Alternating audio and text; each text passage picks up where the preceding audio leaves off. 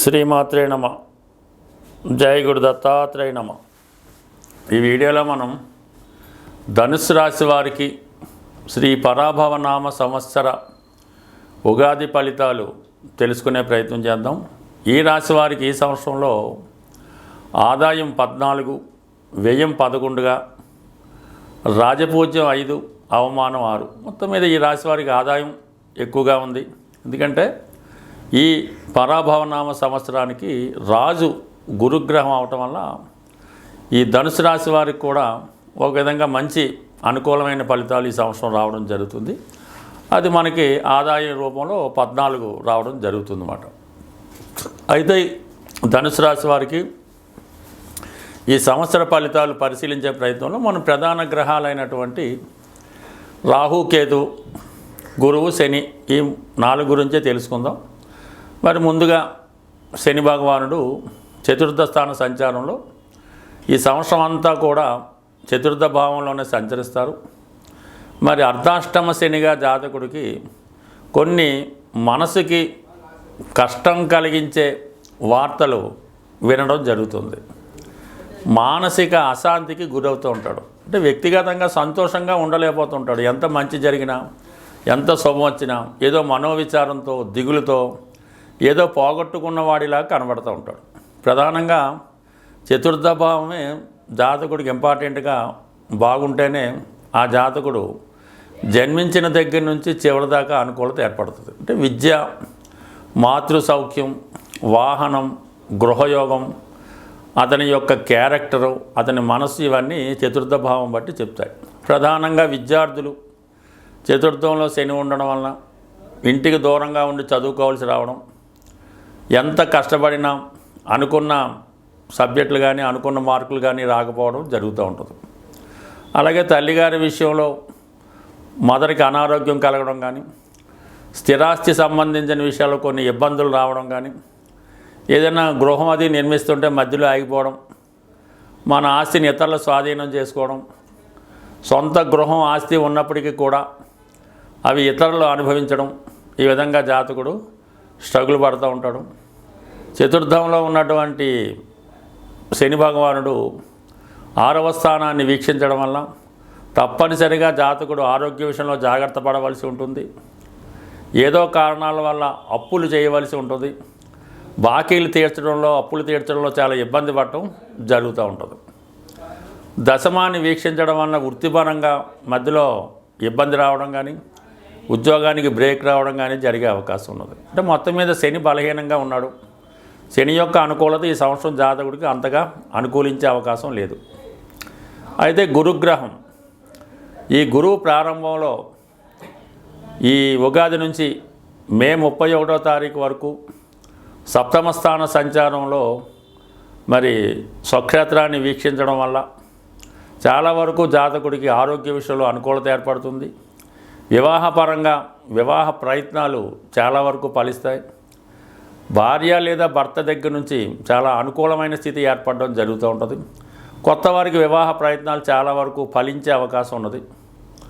ఇక దాని తర్వాత 11వ స్థానాన్ని గురు వీక్షణ వల్ల జాతకుడు మనసులో ఉన్న కోరికలు నెరవేరుతాయి. ప్రేమ వ్యవహారాలు సక్సెస్ అవుతాయి. పిల్లల విషయంలో అభివృద్ధి కలుగుతుంది. పిల్లలు మీకు ఆర్థిక పరంగా సహకరిస్తారు.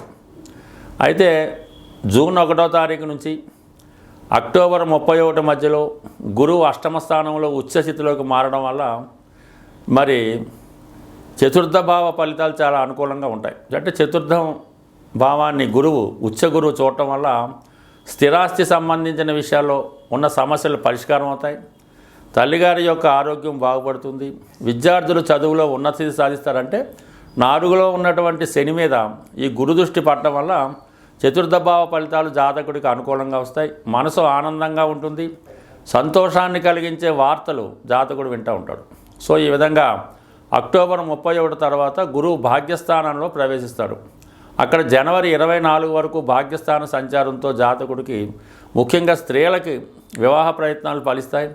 సంతాన సౌఖ్యం కలుగుతుంది. సంతాన లాభం కలుగుతుంది.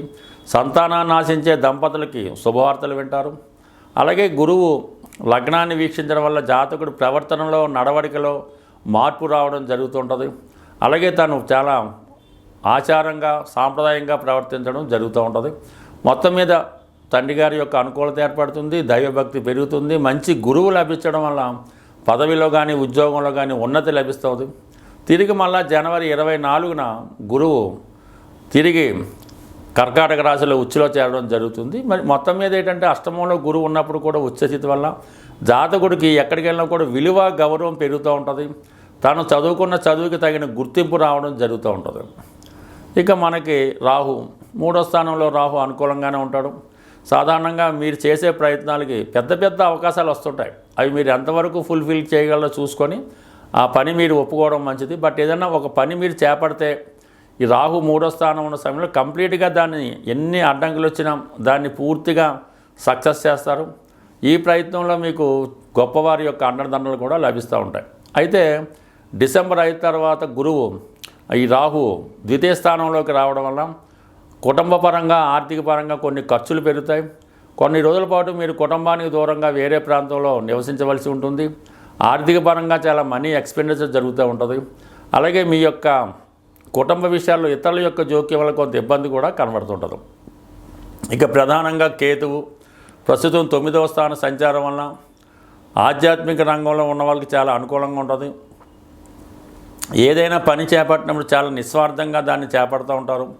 ప్రధానంగా పుణ్యక్షేత్రాలు దర్శించడం జరుగుతూ ఉంటుంది. ఎక్కడికి వెళ్ళినా కూడా ఒక గురువు హోదా మీకు లభించడం జరుగుతూ ఉంటుంది. దాని తర్వాత ఇంచుమించుగా మనకి డిసెంబర్ 5వ తారీఖున ఈ వక్రగమనంలో రాహు అష్టమ భావంలోకి వెళ్ళడం జరుగుతుంటుంది. అష్టమంలో కేతు కొన్ని అనారోగ్య సమస్యల్ని అక్కర్లేని విషయాల్లో తలదూర్చడం వల్ల కొన్ని సమస్యలు తలెత్తడం జరుగుతూ ఉంటుంది. ఏదేమైనా ఈ రాశి వారికి ఈ సంవత్సరంలో మరి రాహు చాలా అనుకూలంగా ఉండడం, గురుగ్రహం సరే అయితే అర్ధాష్టమ శని ప్రభావం వల్ల కొద్దిగా మరి విద్యార్థులు జాగ్రత్తగా ఉంటే మిగతా విషయాలన్నీ కూడా చాలా అనుకూలంగా రావడం జరుగుతుంటుంది. బట్ ఏదైనా ఈ రాశివారు ఈ సంవత్సరంలో శనిగ్రహ అనుగ్రహం కోసం ఏదైనా పరిహారాన్ని చేపట్టడం వల్ల శనిగ్రహ శాంతితో ఈ సంవత్సరం అంతా కూడా మీకు అనుకూలంగా ఏర్పడే అవకాశం ఉంటుంది. స్వస్తి. శ్రీమాత్రే నమః. జై గురు దత్తాత్రేయ నమః. ఏదైనా మనకి గ్రహాలు ప్రతికూలంగా లేనప్పుడు ఆ గ్రహాల్ని సంతృప్తిపరచడానికి మనం సనాతనంగా ఆచరిస్తున్నటువంటిది నవరత్న ధారణ. అంటే ఆ గ్రహానికి సంబంధించినటువంటి దానం ఇవ్వడం, అంటే ఆ గ్రహానికి సంబంధించినటువంటి జపం చేయించుకోవడం కానీ వ్యక్తిగతంగా చదవడం కానీ జరుగుతూ ఉంటుంది. వీటిలో బాగా పనిచేసేది నవగ్రహ స్తోత్రాలు.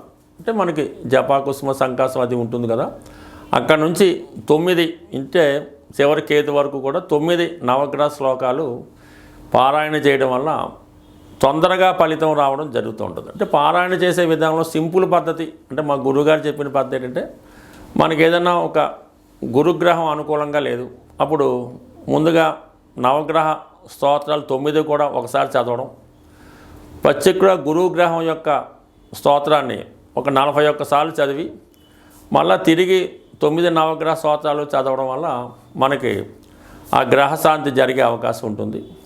అవకాశం ఉన్నవాళ్ళు రత్నధారణ అన్నది, అంటే చాలా వరకు ఒరిజినల్ రత్నాలు దొరకపోవడం వల్ల ఇబ్బంది తప్ప ఒరిజినల్ రత్నం అంటూ దొరికితే అది చాలా బ్రహ్మాండంగా పనిచేస్తూ ఉంటుంది. అది రవిగ్రహానికి కెంపు, చంద్రగ్రహానికి ముత్యం, కుజగ్రహానికి పగడం, బుధగ్రహానికి పచ్చ, గురుగ్రహానికి కనకపుష్యరాగం, శుక్రగ్రహానికి వజ్రం, శనిగ్రహానికి నీలం, రాహుకి గోమేధికం, కేతువుకి వైడూర్యం ధరించడం జరుగుతూ ఉంటుంది. అయితే ఇందులో ఈ శుక్రుడి దగ్గర రాబోతులకి వజ్రం అది ఎక్కువ 2-3 క్యారెట్ల పట్ట పెట్టవసరం లేదు. కేవలం ఒక 11 సెంట్లు లేదంటే 15 సెంట్లు సెట్ సరిపోతుంది. అయితే మినిమం మిగతా ఈ కెంపు కానీ పచ్చ కానీ కనకపుష్పం కానీ 1 క్యారెట్ ఉంటే 99% సరిపోతుంది. పెద్ద ఏజ్ ఉన్న వాళ్ళకి పెద్దది ధరించాలని, చిన్న ఏజ్ ఉన్న వాళ్ళకి చిన్నది ధరించాలన్నటువంటి భేదం అన్నది అది వ్యాపార ధోరణి అవుతుంది తప్ప మామూలుగా అయితే కాదు. నిరభ్యంతరంగా ఎటువంటి ఫేక్ కాకుండా మంచిది 1 క్యారెట్ ధరించినా అది 100% మీకు ఫలితం లభిస్తుంది.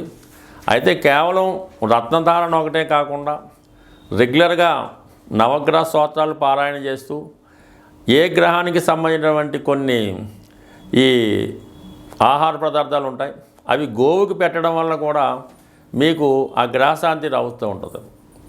మరి ఆరోగ్యం బాగలేదు, ఉద్యోగం రావటం లేదు అన్నప్పుడు గోవుకి అంటే గోశాలలో ఆవుకి నానబెట్టినటువంటి గోధుమలు 1.5 కిలో ఆవుకు పెట్టడం వల్ల మరి ఆరోగ్యం బాగుపడుతుంది, ఉద్యోగ ప్రయత్నాలు ఫలిస్తాయి. ఈ విధంగా ఈ ఆవుకి ఆహారంగా పెట్టడం, ఈ విధంగా అనేక రకాల పరిహారాలు ఉంటాయి. చాలా ఈజీగా ధనం ఇబ్బంది ఉంది, ఆర్థికపరంగా బాగా చిరిగిపోయాం, ఏ దారి కనబట్టలేదు అనుకున్న వాళ్ళు ఒక కొద్దిపాటి చిన్న రెమెడీ చేసి చూడండి, బ్రహ్మాండంగా పనిచేస్తుంది. ఏదంటే ఒక 100 గ్రాములు గోధుమ నూక, అందులో ఒక 100 గ్రాములు పంచదార కలిపి, ఒక 100 గ్రాములు నెయ్యి, ఈ 3 కలిపి చక్కగా ఒక ఉండలాగా లడ్డులాగా పౌడర్లా చేసి ఆ పౌడర్ని చీమలు ఉన్న ప్రదేశంలో, ఏ చీమలు ఉన్నా పర్లేదు, ఆ చీమలు ఉన్న ప్రదేశంలో మంగళవారం రోజు ఆ చీమలకు ఆహారంగా వేయడం వల్ల ఈ విధంగా మీరు ఒక 8 వారాలు చేయడం వల్ల ఎంత గొప్ప ఆర్థిక సమస్య అయినా 100కి 100 రూపాయలు పరిష్కారం అయ్యే అవకాశం ఉంది. బట్ ఏదైనా ఇందులో నమ్మకం అన్నది వెరీ ఇంపార్టెంటు. మీరు ఎంత నమ్మకంతో పరిహారం చేస్తే అది అంత బాగా పనిచేస్తుంది. నమ్మకం లేకుండా మీరు ఎంత గొప్ప ప్రయత్నం చేసినా అది వేస్ట్గానే మిగిలిపోతుంది. స్వస్తి.